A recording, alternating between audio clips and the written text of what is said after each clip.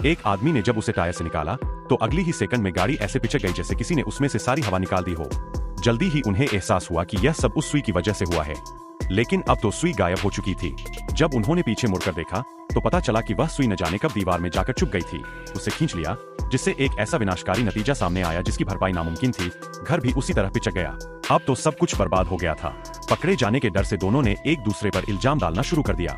इसी बहस के बीच गलती से सुई पास आ रहे पुलिस वाले को लग गई। अब उन पर एक और गुनाह। पुलिस वाला गुस्से में आकर सुई निकालने ही वाला था कि अगली ही सेकंड वह खुद एक कागज की तरह चपटा हो गया। अब दाशान ने तय किया कि सबूत मिटाने के लिए सुई को नष्ट कर देना चाहिए, लेकिन तभी एक बस उसकी ओर तेजी से आ गई। संकट की इस घड़ी में दाशान ने तुरंत सुई को अपने सीने के आगे कर लिया, जिससे उसकी जान तो बच गई, लेकिन बस के सारे यात्री चपेट में आ गए। हालात को और बिगड़ने से बचाने के लिए उन्होंने सोचा कि सुई को गुब्बारे में बांधकर अंतरिक्ष में भेज देंगे। जैसे ही उन्हें लगा कि वे इस सुई से छुटकारा पा चुके हैं, गुब्बारा अचानक फट गया और सुई जमीन में जा घुसी। दोनों घबरा ही रहे थे कि तभी एक आवाज आई। साउंड ब्लेड से बचने के लिए दाशान ने जल्दी से सुई निकाल ली और भागने की कोशिश की। तभी उन्होंने देखा कि जहां सुई जमीन में घुसी थी, वहां की जमीन तेजी से फैलकर धंसने लगी और आसपास की सारी इमारतें पिचक गईं।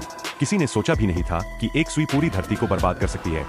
अब सवाल ये उठता है, अगर तुम्हारे पास भी ऐसी ही एक सुई हो तो तुम उसका क्या करोगे?